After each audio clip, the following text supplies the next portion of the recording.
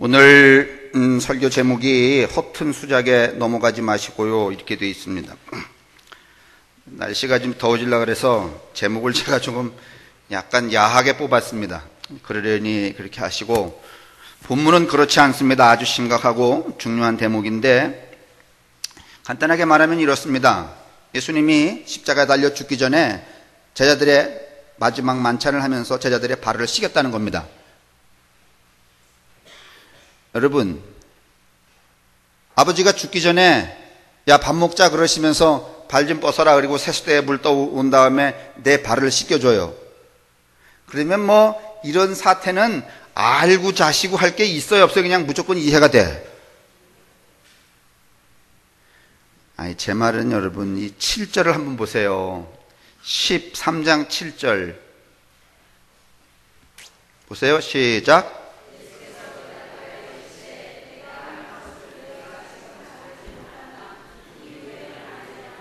여러분, 발 씻겨주는 거 알고 자시고 할 게 있어요 없어요? 여러분 몰라요? 근데 예수님이 뭐라고 말하는가 하면, 지금은 내가 하는 걸 너들이 안 돼, 모른다는 거예요. 그 말은 무슨 말인가 하면, 여러분이 선입견을 가지고 그거 아니라는 거예요. 맞죠? 맞아요 안 맞아요? 아니, 뭐 이걸 알고 자시고 할 게 있어? 발 씻어주는 건데, 그 다음에 또 이제 교회에 와서 말이지, 명절 전에 목사님이 쭉 모여서 말이지, 이게 세수대에 떠놓고서는 세족식 이런 거 하라는 거라고 생각해보면 간단한데, 예수님은 그 현장에서 뭐라고 말하는가 하면, 너들은 모른다는 거예요. 그리고 앞으로 알게 될 거라는 거예요. 그러니까 여러분들이 일상적으로 생각하는 그 생각은 맞은 생각이야, 틀린 생각이야? 틀린 생각이야, 허튼 생각이야. 쏙지 마시라는 거예요. 맞아요?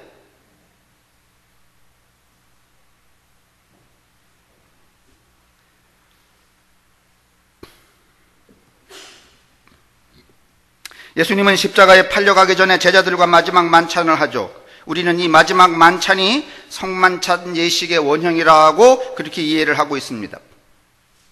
마가복음은 약간 분위기가 달라서 이 성만찬이 마치 무슨 거사를 앞둔 어떤 집단이나 공동체가 그 결혼한 그 의지를 가지고 참여하는 정치적인 분위기로 묘사를 합니다. 마가복음이.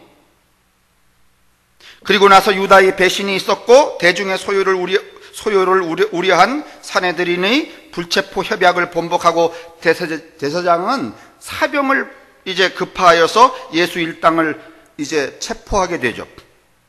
이때 주모자 예수가 체포를 당합니다. 이게 마가복음이 전하는 비교적 정치적인 그 분위기로서의 이 장면입니다. 그런데 마태나 누가는 이런 맥락은 생략하고 그저 마지막 만찬을 무엇쯤으로 기록하는가 하면, 이거는 성찬 예식을 위한 것이다, 이런 분위기로 기록을 합니다. 그리고 초기 기독교는 마태나 누가의 이해를 받아들여서 고린도전서 11장 23절 26절에 보면, 바울은 결정적으로 이 마지막 만찬은 오늘 우리에게 성만찬을 말하는 것이다, 이렇게 규정을 해버리고 맙니다.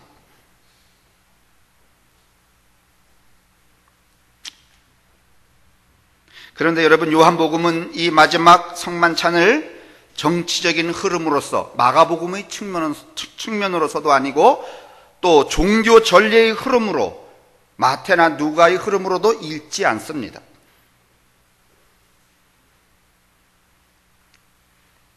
그러니까 예수님의 마지막 만찬을 다르게 해석한다는 말입니다. 언젠가 저는 여러분에게 오병이어 말씀을 드릴 때에 그 오병이어가 단순한 기적 사건이 아니다, 그런 말씀을 드렸던 적이 있습니다.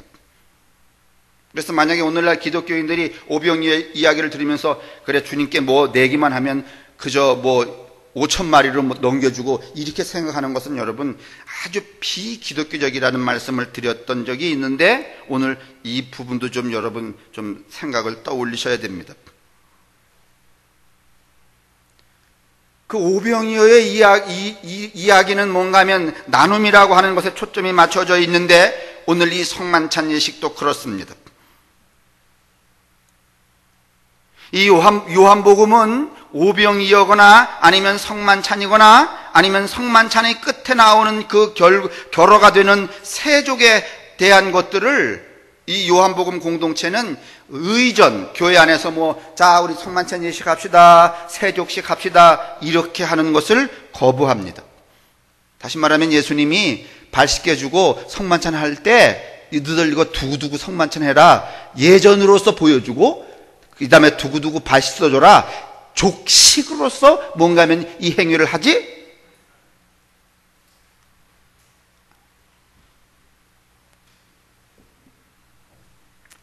여러분 오늘 잘 들으셔야 오늘 또 이야기를 다 이렇게 하실 수 있어요. 저도 어떻든지 쉽게 좀 여러분에게 설명을 해드리려고 애를 쓰겠습니다. 그러니까 예수 공동체가 점점 예전화되어가는 것을 예수님은 이 요한복음 공동체는 거부했다는 것입니다. 그걸 거부하려면 예수님의 가르침과 행동을 다르게 해석을 해야 됩니다. 그래서 이 성만찬도 앞에서 말씀드렸던 오병이어와 같은 이해의 맥락에 놓여 있다고 말할 수 있습니다. 종교적 의례로 정착한 오병이어와 성찬례를 해체하고 성찬을 본래의 자리로 되돌려 놓으려는 것이 이 요한 공동체의 예수 이해입니다. 여러분이 이제 수요일도 자주 안 나오시고 저랑 대화를 안 하시면은 자꾸 이 공동체라는 말, 이게 누가복음과 마태, 마가를 자꾸 이렇게 구분하는 것에 대해서 이게 뭔 얘기인가 그러실 분들이 계신데, 요즘은 여러분 교통수단이 이렇게 발달이 되고 통신이 이렇게 되어 있기 때문에 서울과 춘천의 차이가 별로 없지만서도, 근데도 없는데도 불구하고 여러분 서울교회하고 춘천교회, 그것도 장로교회와 감리교회가 예수를 바라보는 관점이 같아요, 달라요? 다릅니다. 근데 여러분 이때는 2000년 전에는 여러분 저 동쪽에 있는 무슨 이라크나 데살로니가에 있는 그 동네에 있는 교회하고 예루살렘에 있는 교회가 교류하기가 어렵습니다, 여러분. 그러면 예루살렘을 중심으로 한 공동체가 보는 예수의 이해와 데살로니가에 있는 공동체가 바라보는 해석하는 예수의 이해가 전혀 다를 수 있어요. 그 전제를 두고 자꾸 제가 그런 말씀을 드리는 건데, 여러분들은 그런 거 생각하시지 않으니까 그냥 사람들이 요즘에 우리 손전화기로 전화하는 것처럼 말이지, 거기 이거 어떻게 생각해? 우리는 이렇게 생각해? 그러시는 줄 아는데 천만에 불가능한 일입니다.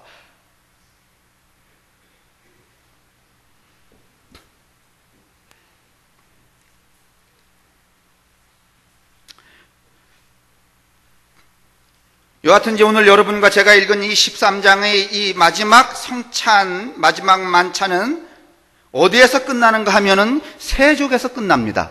맞죠?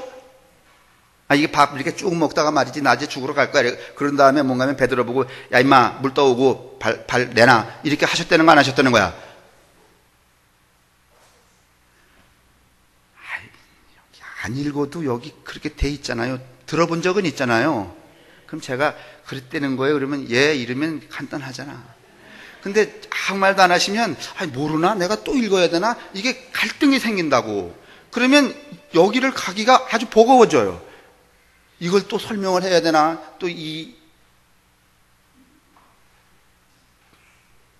마치 대학생들에게 강의하다가 3.3은 그런데 아무 대답을 안 하는 거야. 3.3은 얼마야? 그러면은 제가 무슨 생각이 드는가 하면, 그러면 2단부터 다시 해야 되나? 그러면 아주 확 엉클어지는 거야.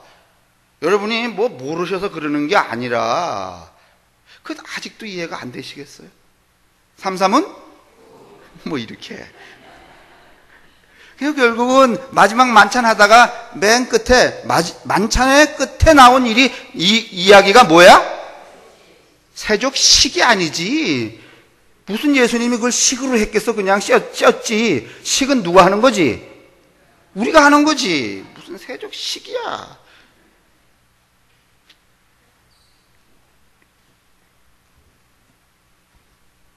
여러분, 우리가 주의할 것은 방금에도 말씀을 드렸지만은요, 이 세족은 예식의 분위기를 갖고 있지 않습니다. 그러니까 세족을 세족 예식이라고 해서는 안 된다는 겁니다. 만약에 오늘날 이 기독교가 목사가 교회의 제도 안에서 이걸 이제 교리적인 정황이라 해서 자, 오늘 저녁에 목요일이니까 세족식 합시다. 이걸 자주 하는 종자가 있다.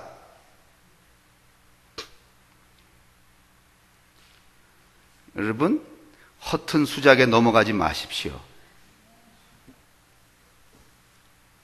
나는 뭐 그렇게 하는 목사라고는 안 그랬어. 종자라 그랬지.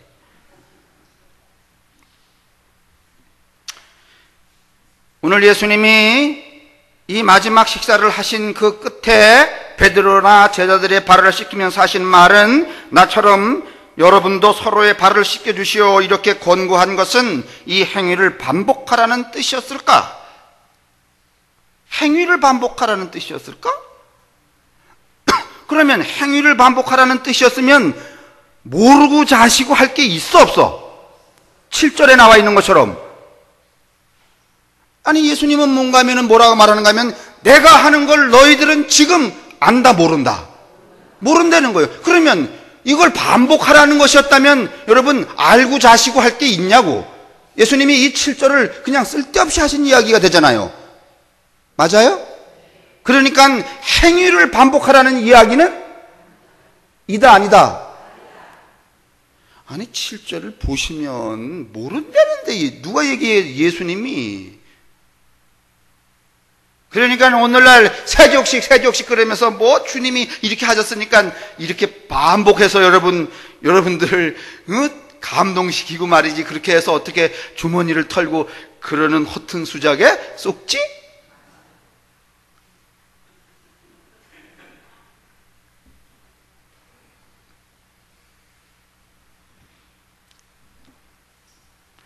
아 근데 또 쏙는 재미도 있긴 있어요. 에? 그러니까 아예 안 쏘으면 또 안 되니까 또 다른 데 가서는 쏘으세요. 근데 우리 교회는 아예 그런 걸 안 하니까 쏘을 것도 없지만서도 나처럼 여러분도 서로의 발을 씻겨주시오라고 권고한 것은 이 행위를 반복하라는 뜻이 아닙니다. 7절을 보건대. 왜냐하면 모른다고 하시니까. 예수님이 제자들의 발을 씻기신 이 일은 참으로 느닷없는 행동입니다.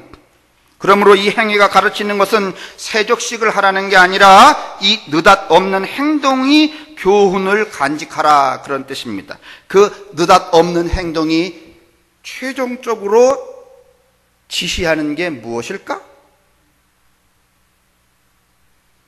성만찬을 하시고 발을 씻기시면서 하는 그 느닷없는 행동이 최종적으로 지시하는 것. 34절, 35절을 넘기십시오.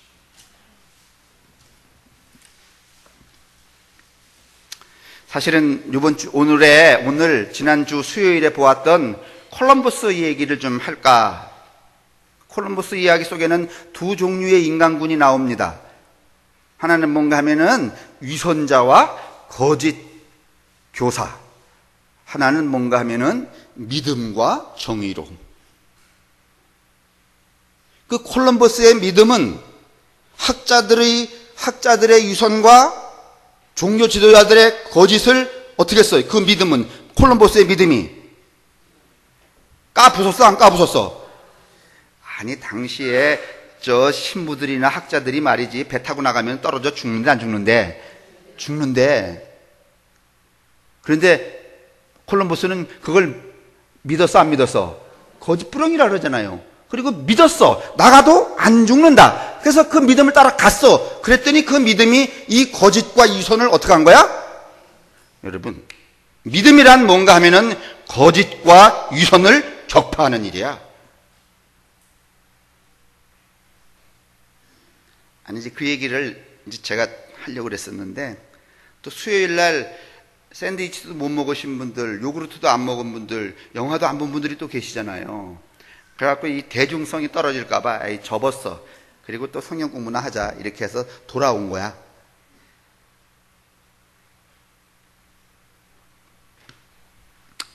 34절, 35절 여러분, 이게 어디서 나오는가 하면은요, 앞에 마지막 성찬, 마지막 식사, 그 다음에 세족이 끝난 다음에 나오는 얘기예요. 따로 떨어져 있는 얘기가 아니고, 그거 다 하신 다음에 예수님이 하는 얘기예요. 그러니까 세족이나 마지막 식사가 뭐하고 연결이 되어 있는가 하면, 이 34절과 35절하고 연결이 되어 있는 거예요. 34절, 시작.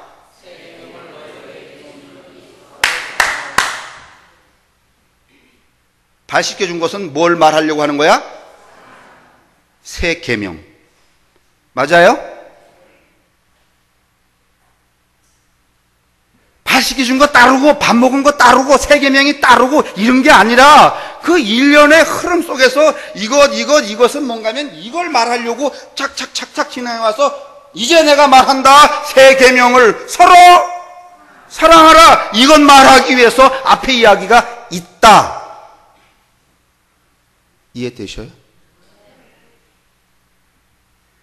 근데 무슨 세족식은 무슨 세족식이야? 무슨 세 다리 씻어주는 게 세족식이에요?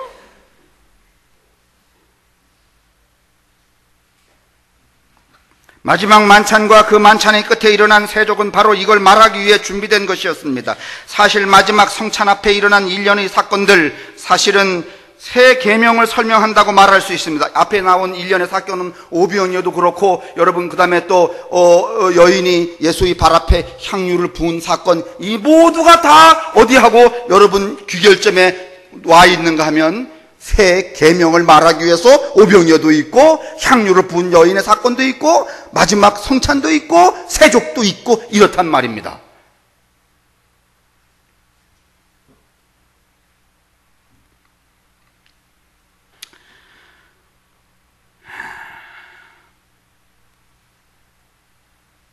이제 여러분은 죽었다 깨나도 성경을 이렇게 보기는 어렵습니다.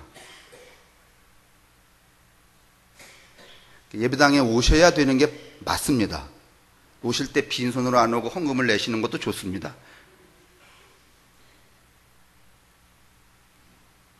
보세요.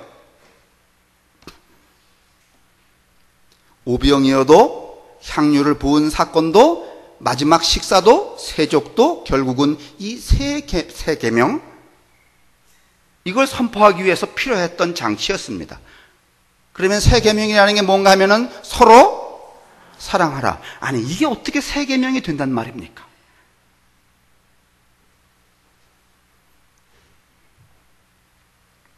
이 뻔한 말 서로 사랑하라가 어떻게 새로운 계명이 되는 걸까?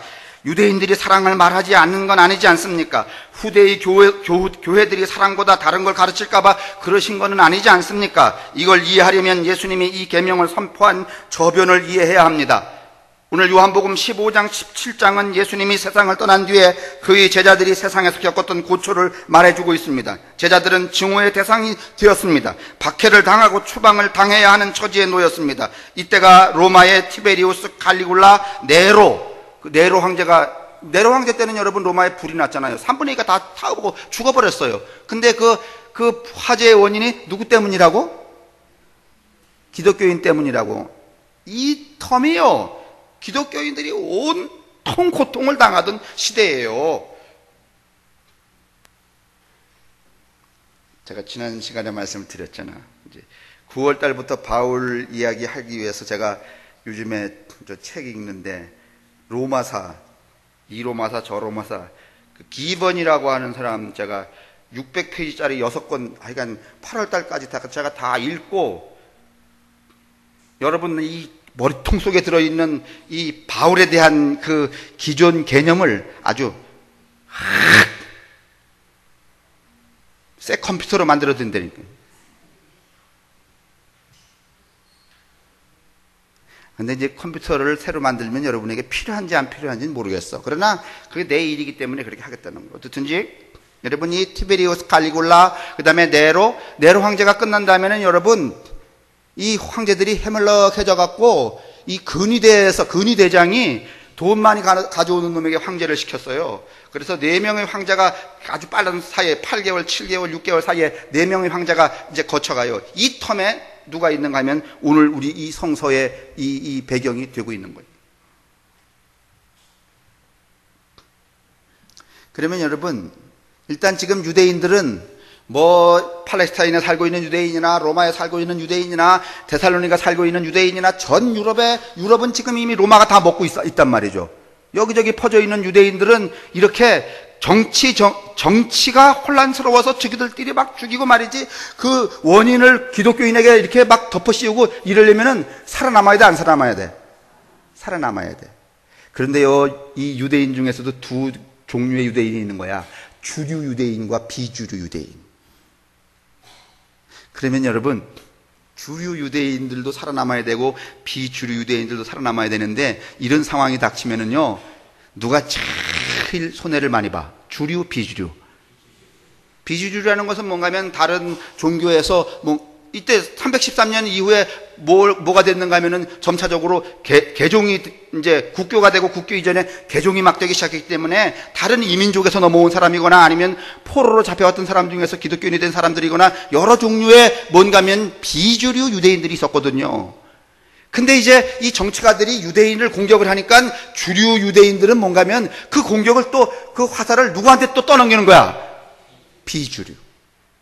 그 비주류 중에서 뭔가 하면은 예수 운동하는 파들이 뭔가 하면 뭘 당하는 거야? 박해를 당하기 시작하는 거죠. 이거 좀 어려운 말이지만은 로마서 이야기할 때 제가 그 이야기를 다 드릴 수 있을 것 같아요. 정치적인 상황이 이러니까 유대교는 살아남기 위해서 비유대적인 집단을 몰아내는데 혈안이 되어 있었습니다. 이때는 로마의 폭력보다 같은 유대 내에서의 폭력과 배제가 더욱 심했던 시기입니다. 마치 6.25 때 말이지, 뭐 북한인지 좌파인지 우파인지 그것도 심각한 문제지만은 여러분, 같은 동네에서 서로 말이지 이데올로기 때문에 그 밤이면 죽창으로 찔러 죽이고, 그게 더 무서워 안 무서워요? 아니, 난 뭐 경험한 바가 없지만은 6.25 때 뭐가 더 무서웠겠어요? 진짜 공산당이 무서웠겠어? 아군이 무서웠겠어? 아니면 자기들끼리 같은 그 동네 사람들끼리 이 좌우로 갈라져서 싸우는 게 무서웠을까? 누가 그거 증언해 줄 분 없어요?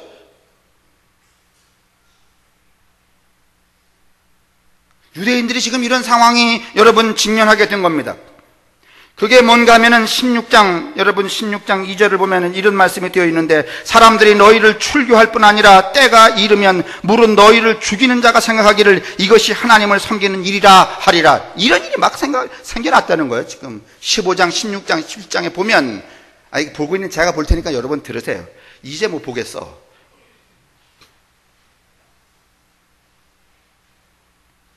그러니까 이때는 로마 사람이 무서운 게 아니라 같은 유대인, 그게 주류나 비주류의 구분에 따른 폭력과 배제가 더 무서웠다는 말입니다. 예를 들면 오늘날 종교 간의 다툼이 일어난다고 합시다. 그러면 종교 밖의 정치인이 더 무서울까요? 아니면 종교 안에 종교인이 더 무서울까?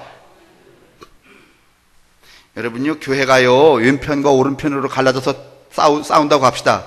그러면 메르스가 무서울까? 아니면 싸우는 이 네 분이 더 무서울까? 메르스도 무서워요, 안 무서워요? 근데 교회 아니야, 교회 밖이야. 근데 교회 안에서 말이지 권장노파하고 정세환 장노파가 싸우는 거야. 그러면 우리에게 직면한 건 지금 더 무서운 게 메르스야, 아니면 이 파의 싸움이야? 여러분이 태평성대를 누리시니까 잘 모르셔서 그렇지 지옥이 따로 없어요.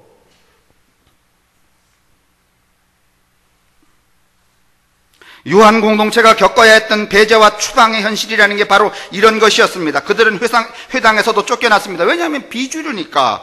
그건 동족에게 쫓겨난 겁니다. 그리고 그들은 로마 세계 안에서도 쫓겨납니다. 당시 로마는 지방 분권 사회였기 때문에 각 동네의 유대인 회당 공동체하고 이렇게 결탁이 되어 있었는데, 그 유대인 회당을 누가 지배하고 있는가 하면 주류 유대인들이 지배하고 있었거든요. 비주류, 뭔가 하면 예수 운동하는 사람들도 처음에는 회당에서 서로 이렇게 대화를 했어요, 안 했어요? 했어요. 그러다가 쫓아내기 시작한 거예요.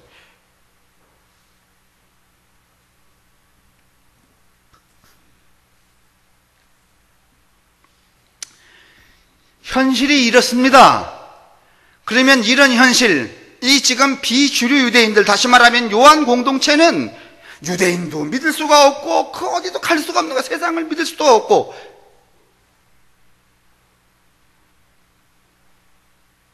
오늘 결혼하는 이지연 씨하고 만순이가 이제 결혼한다고 합시다.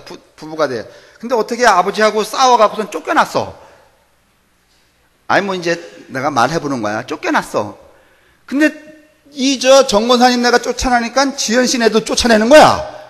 여기도 갔을 거 그 친구네한테 갔더니 친구도 뭐라 그런가 하면은 집에서 쫓겨난 놈은 나도 싫다는 거야. 그럼 갈 데가 없어. 그러면 그때 누구도 받아주지 않고 누구에게도 낄 수가 없을 때 이지연과 정만순이가 살아남는 방법은 뭐야?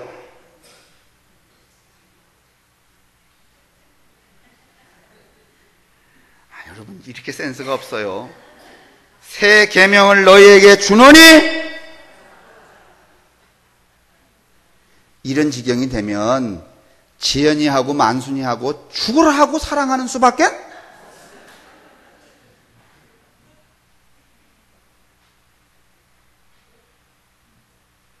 아니 여러분 이게 흐트러 듣지 마세요. 지금 결혼하는 사람들은 이걸 잘 생각을 해야 돼요. 아버지도 조금 믿고 친정도 조금 믿고 시집도 조금 믿고 이 지경이 되면은요 서로가 죽으라고 사랑 안 해요. 무슨 문제가 생기면 에이쌍, 왜냐하면 나를 도와줄 사람이 너가 아니고 어디 있어? 외부에 있어.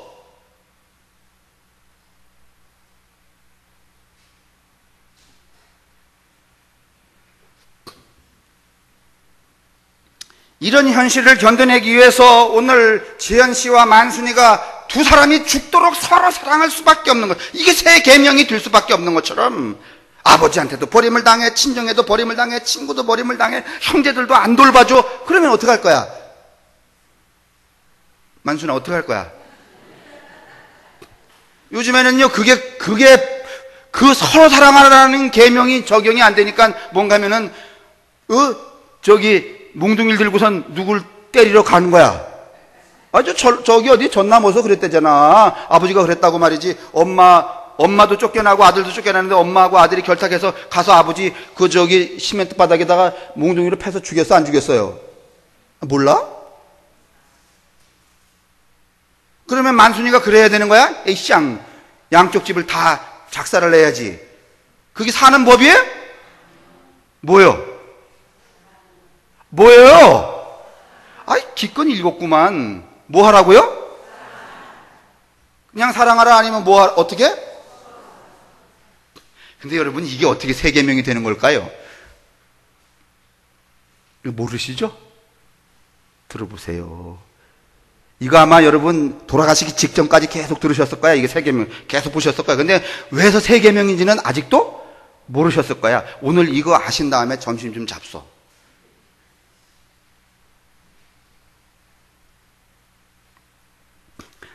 이 말씀은 지금 처지가 그러니까 현재의 위기를 극복하라고 하는 신뢰의 권고가 아닙니다. 아니 그 이상을 지나갑니다. 유대인과 세상의 권력 연합도 사랑을 말합니다. 그러나 그들의 사랑은 서로의 발을 씻겨주는 서로 사랑이 아닙니다.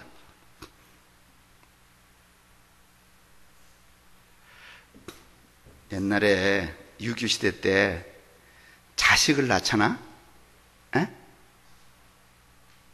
우리 아버지 계시고 우리 위에 할아버지 계시고 근데 내가 결혼해서 자식을 낳았어. 그러면 내가 내 새끼 보고 아이고 사랑스러워 이러면 1번 칭찬을 듣는다 아니면 2배로 맞는다. 사랑은 내가 하는 게 아니야. 어디서부터 오는 거야? 위에서부터 내려 하는 거야. 할아버지가 사랑할 수 있고 아버지가 사랑할 수 있지 내가 내 새끼 보고 아이고 사랑해 그러면 요건 아주 싸가지 없는 종자야. 맞았죠? 이 말은 무슨 말인가 하면 우리는 지금 보편화되어 있지만은 이 시대의 사랑이라고 하는 것은 위에서 누군가가 내려주는 것을 사랑이라고 말했어. 서로 사랑이라는 개념이 있지 않았어. 성은이 만극하여이다 이게 사랑이야. 위에서 내려줄 때 우리끼리는 성은이 만극하여이다 이거 안 돼. 아유 무슨 목사님 그런 말씀을 하십니까? 요새 구글이라고 하는 무슨 이제 어려운 게 있으면 컴퓨터에 이렇게 찾아보는 검색 엔진이 구글이라는 엔진이 있는데 이 구글이라는 회사가 1520년 이게 구텐베르크가 여러분 인쇄술을 발견하는 거예요. 우리 직지는 뭔가 하면 721년에 나온 거죠. 굉장히 한 반이나 늦게 나온 것인데, 이 1520년부터 2013년까지의 이 세계 안에 나와 있는 책이 1억 3천만 종류야. 이 1억 3천만 권 중에서 3천만 권을 뭔가면 데이터베이스화 했어요. 다 컴퓨터에 쳐놨어. 그러니까 2013년까지 했으니까 아직 내 책은 거기 들어간 거 있을 수도 있겠다. 그지? 그러니 대단한 사람이야. 내가 쓴 책이 그 구글의 검색 엔진에 들어갔다니까. 1520년부터 2013년까지 1억 3천만 권 중에 3천만 권의 책을 데이터베이스화 했는데, 그 안에 그 3천만 권의 책을 뭔가면 단어가 몇 단어가 굴러다녔는가, 그 사람들에게 통용됐고 책 속에 들어가는 것 같더니 8천억 개의 단어가 뭔가면 그 3천만 권의 책을 만든 거야. 그런데 여러분, 참 묘한 게 하나 있어요. 1996년 이후에 가만히 보니까 사람들이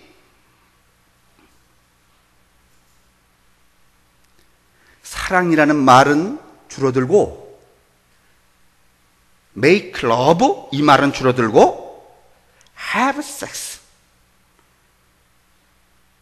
사람들이 점점 뭘 잃어버리는가 하면, 난 사랑을 잃어버리는 거야. 사랑이라는 단어가 개념이 달라지기 시작하는 거야.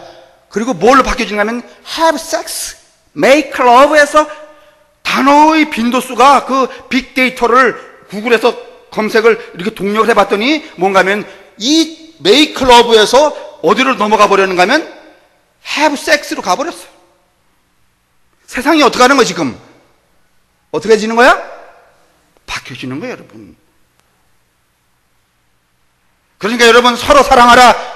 그게 어떻게 세계명이 되느냐 이렇게 생각하시지만, 이때는 위에서 주는 게, 하사하는 게, 공유하는 게 사랑이었지 서로 사랑이라는 말이 없었어요. 그래서 유대인의 율법도 뭔가 하면은 서로 사랑이라 하지 않아. 누가 사랑을 내려줘야 되는 거야? 하나님이 사랑을 내려줘야 되는 거야. 여러분 아직도 여러분 속에 그 옛날에 그 잔재가 남아있기 때문에 뭔가 하면은 여러분들끼리, 집사님과 집사님끼리 말이죠. 우리 사랑하고, 이 사랑은 조금 값이 떨어지게 생각하고, 목사가 이 사람에게 사랑이 있을지어다 그러면 뭐가 위에서 훅 하니 퍽 떨어지는 줄 알잖아. 이게 아주 허튼 수작이야. 여러분 웃으시잖아요?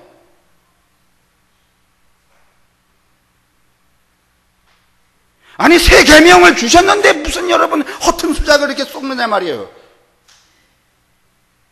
목사님이 여러분끼리 사랑하면은 이렇게 좀 째째하게 싼 게 이렇게 될 것 같고, 나한테 들어올 것 같고, 목사님이 성부와 성자와 그러면은 말이지, 어디서부터?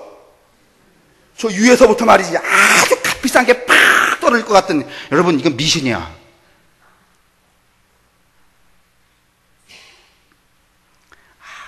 제가 가급적이 사실은 이 비즈니스를 오래 잘 하려면 이런 걸 하지는 말아야 되는데, 할렐루야. 괜찮아요. 여러분 심각해 하시니까.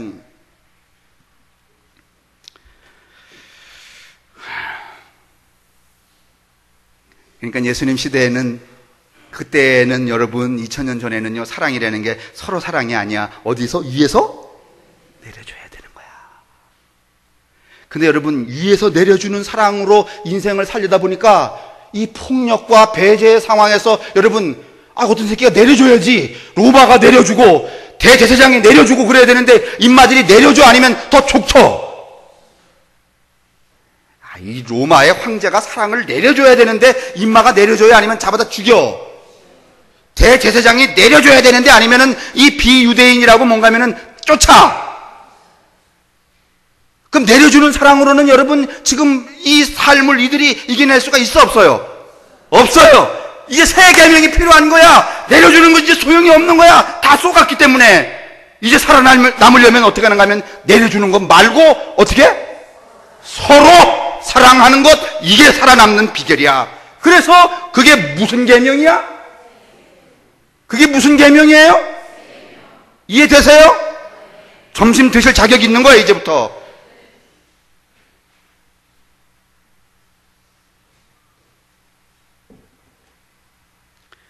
그런데 여러분요, 앞에서 다시 돌아가요. 오순절 오병이어의 이야기도 오늘 이 세 계명과 연관이 되었다 그랬어요. 오병이어의 이야기가 내려준 떡을 먹은 거야? 나눠 먹은 거야? 내려준 사랑이야? 서로 사랑이야? 예수님이 발에다가 향유를 부은 그 여인의 이 행위가, 예수님은 뭔가 하면은 내가 죽을 것을 걱정하여서 이가 내게 베푼 사랑이라 이렇게 말하셔요. 그 사랑은 그 여자, 창녀라고도 말하고 이상한 여자라고 말하는 그 여자가 한 그 사랑은 위에서 내려주는 사랑이야? 하사하는 사랑이야? 서로 사랑하는 거야. 그렇기 때문에 오병이어의 사건과 향유를 부은 여인의 사건과 마지막 식사의 사건과 세족의 사건은 오늘 이 결어 13장 34절 35절 세 계명을 지시하고 있다는 거예요.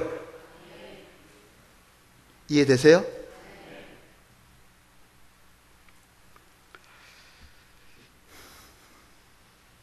당시의 사랑이란 개념은 위에서 선물을 주듯이 그렇게 내려줌으로 받아야 하는 것이었습니다. 그러면 좋습니다. 그게 사랑이라면 그렇게 하면 됩니다. 그런데 그렇게 사랑을 내려줍니까? 로마의 황제가 그렇게 내려줍니까? 사랑을? 대제사장이 그렇게 내려줍니까? 세상이 그렇게 내려줍니까? 내려주긴 내려주지.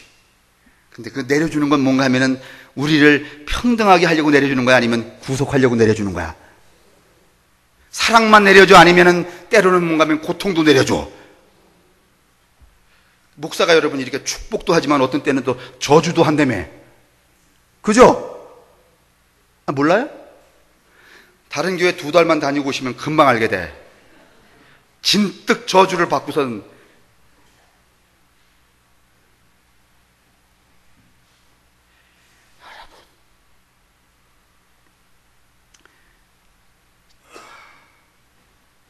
사랑은커녕 폭력과 배제가 넘쳐났습니다. 예수는 이걸 가로지르는 겁니다. 이렇게 어긋난 사랑의 개념에 매달려 살면서 배제와 폭력에 놓인 요한 공동체에게 극단적인 행동 하나를 보여주는데 그게 뭔가 하면 발을 씻기는 일이었습니다. 그때 제자들은 그 예수님의 본의를 알 수가 없었습니다. 그래서 말합니다. 너희들이 지금 이것이 무엇을 말하는지 알지 못하지만은 장차 알게 되리라. 근데 여러분 빨리 알아서야 되는데 우리도 지금 언제 알고 있는 거야? 아유, 지금 알고 있는 거야.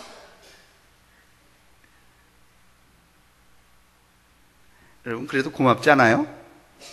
지금이라도 아니. 무슨 얘기인지 모르시겠다고요? 그게 제자들의 발을 씻겨주는 행동입니다. 발을 씻긴다는 것은 뭔가 하면 내가 네 발을 씻고 네가 내 발을 씻고, 이것은 뭔가 하면 내려주는 사랑의 행위가 아니에요. 무슨 사랑이야? 근데요, 당시에는 이런 가치체계가 있지를 않았어. 그래서 그게 무슨 계명이 되는 거야?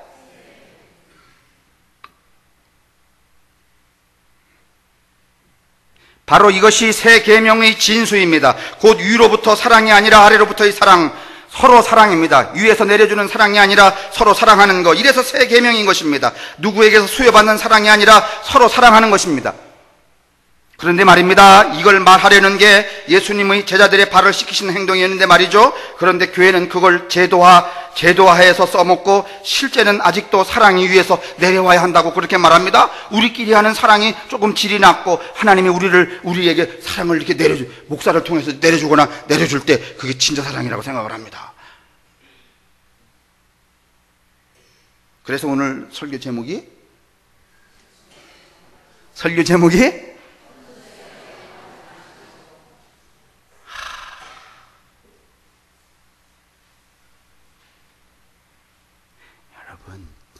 내려달라고 하지 마세요.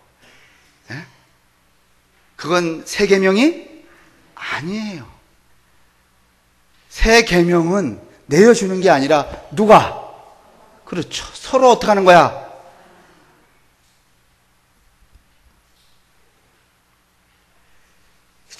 목사님이 축구할 때는 아멘! 이러다가 나가면은 이 김집사 죽일 놈 새끼, 이런 게 비일비재하잖아요. 그래요, 안 그래요? 목사님이 뭐 축복 있을지어다 아멘! 이래놓고서는 나갈 때는 말이, 아이고 저 새끼는 저러고도 복을 받을겨? 여러분, 그게 오늘 기독교 현실이 아니에요. 이게 완전히 여러분 정신병자 집단이에요, 이게. 그런데도요, 그걸 정신병이라고 안 그러고 또 믿음이 어떻게 되는 거야? 참, 그 말은 아주 완전히 정신병자의 우두머리야.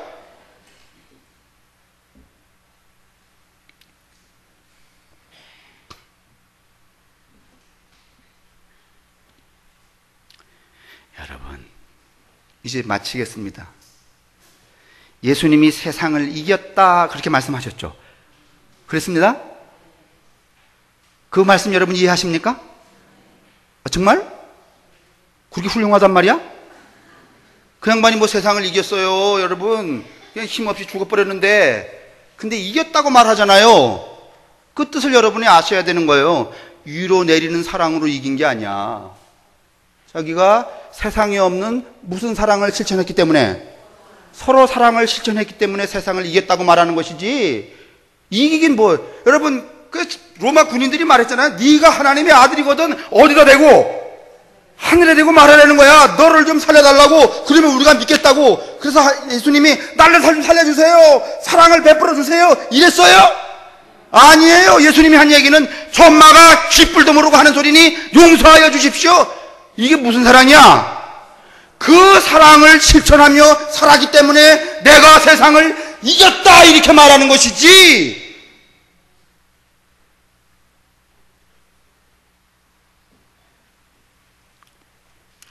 제가 이제 언성을 높이지 않으려고 그러는데 세상에 누구도 하치거리지 않는 소리를 하려니까 저절로 높아지네.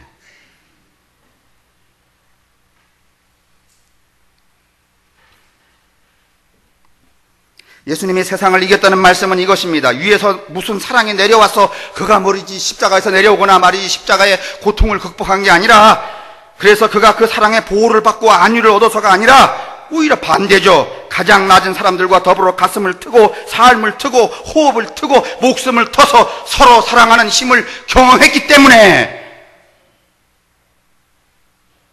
병신과도 창녀와도 가난한 사람과도 내가 서로 사랑함으로 그 사랑의 힘을 경험했기 때문에 내가 세상을 이겼다.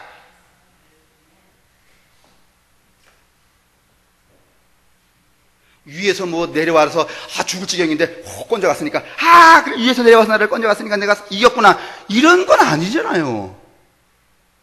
이제 세상을 이겼다는 이 말씀도 이해하시겠어요?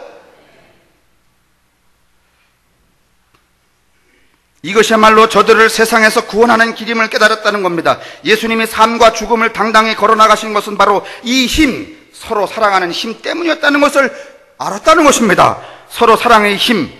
그러니 너희도 지금 고난을 당하나 서로 사랑하는 그 힘으로 세상을 이기고 현재의 고통을 건너가라, 그 말입니다. 요한 공동체는 이렇게 예수를 이해하고 있는 겁니다.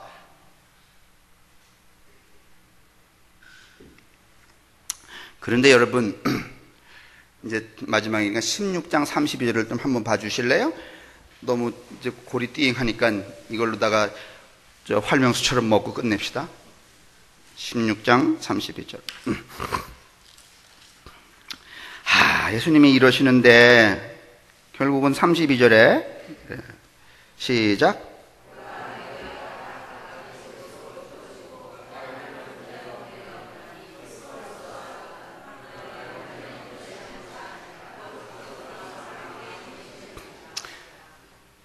예수님도 일어섰는데 내가 이래 봤자인 걸 알아요.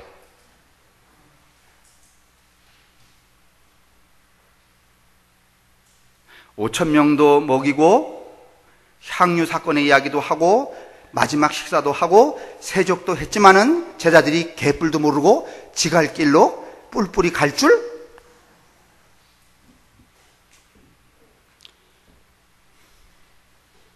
그렇기 때문에 저는 그래도 그 교훈을 얻어서 갈 땐 가더라도 점심이라도 맛있게 먹자. 이게 우리 주장이야. 뭐 어차피 좀 세 줄 남았어요. 모든 제자들은 이 뜻밖의 예수님의 행동에서 아무것도 읽지 못했습니다. 새 계명을 이해할 수 없었습니다. 그래서 그만 제 갈 길로 모두 갔다는 겁니다. 오늘 기독교가 이 새로운 계명, 서로 사랑하라는 힘을 가볍게 여기고 자꾸 위에서 내리는 힘에 복종하려고 합니다. 교회의 권력과 제도가 그렇게 여러분을 길들입니다. 길들여 있습니다. 나는 그런 이 시대의 교회와 교우들, 그리고 우리 자신을 향해 다시 한번 예수님의 선언을 읽어드리고 싶습니다. 새 계명을 여러분에게 줍니다. 서로 사랑하세요. 내가 여러분을 사랑했듯 여러분도 서로 사랑하세요.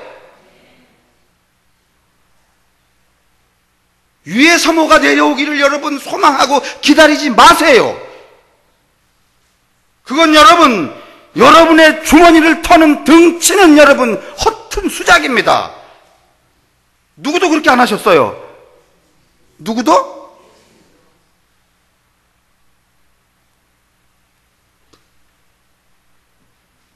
여러분, 다른 거 말고 이걸로 세상을 이기세요. 예수님도 바로 그것으로 세상을 이기셨거든요. 다시 한번 말씀드려요. 정신 똑바로 차리시고 허튼 수작에 넘어가지 마세요. 뭔 말인지 잘 모르니까 밥이나 먹으러 갑시다.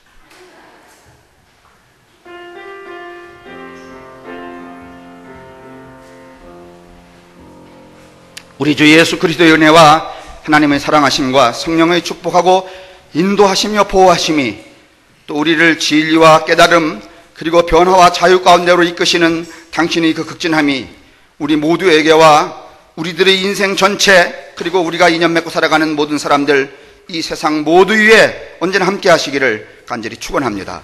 아멘.